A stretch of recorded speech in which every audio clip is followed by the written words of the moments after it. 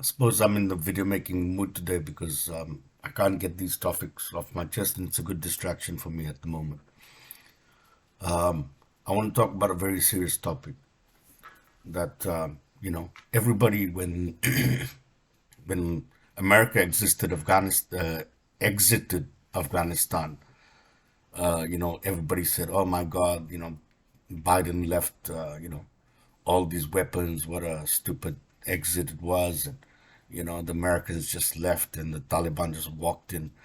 And it was tremendous amount of weaponry, tremendous amount. Like I'm talking about over $70 billion of weapons, brand new, most of them were just left there by the Americans. People thought it was all stupid act. It wasn't a stupid act. It was a deliberate act. So India was the first to respond, because India knows what's going on. So the first thing is, India they pressurized Pakistan a lot to send wheat to Afghanistan. And Afghanis were practically starving at that point. And, when all those huge trucks of, these gigantic trucks of wheat arrived, the Taliban was very happy with India.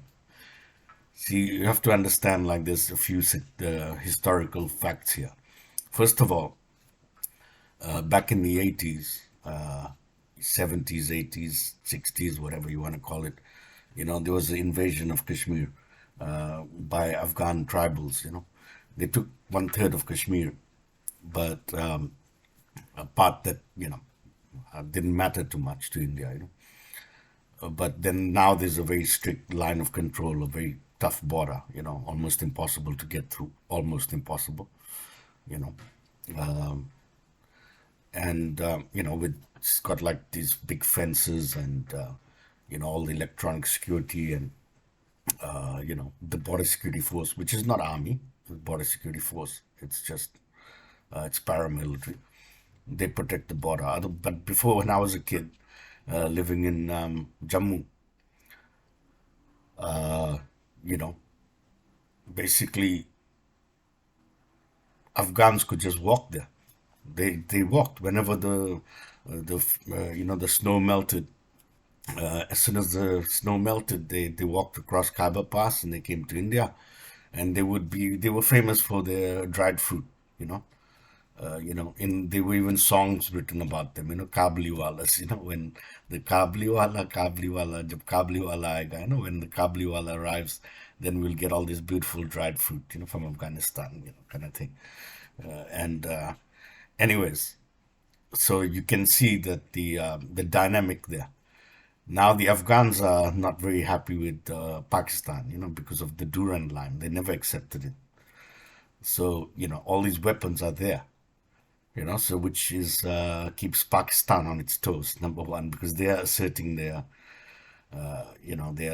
asserting their strength in actual weaponry. And Pakistani armies, I think they're like, I think they're like thinking more about traveling to Europe and Australia and New Zealand. Anyways, that's a side topic. But the main reason the weapons were left in Afghanistan is that the of the Russians. You see, Russia uh, came into Afghanistan back in the Russian-Afghan War, right? That's when the Mujahideen were created. The Taliban. And they were supplied weapons by the Americans, and Russia came in there because the real story is that the Afghan government at that time, you know, basically America played that game, the Cold War game.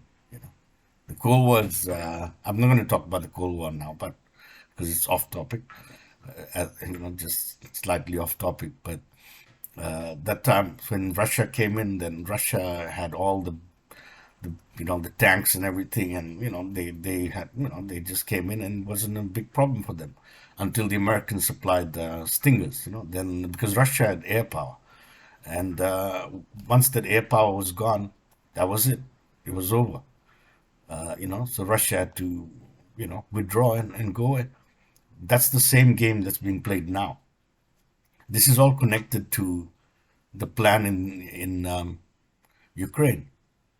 The game that Biden played in Ukraine, and he deliberately left the weapons there so that the Taliban, at their command, maybe, or maybe at because it'll halt Russian expansion because the Taliban can go that way. They can travel that the other direction. So that's the main reason all the weapons were left there. It wasn't an accident, as the world and the media portrays. There was no accidents there. You don't leave $70 billion of weaponry as an accident. It's all part of the military industrial complex. There's money to be made. Like even if you watch the movie Jarhead, when they used to make the soldiers keep drinking water and then make them sweat and drink water, make them sweat, drink water. Who do you think was making money from each bottle of water? And then they fire their weapons at night. Who do you think is making money from each bullet that's going nowhere? you know, just fire in the air at night, drink water and eat food all day, all this equipment, money, money, money. But anyways, that's the story of the real reality of the weapons left in Afghanistan. Thank you. Please subscribe and give me some support here, man. I provide the real truth.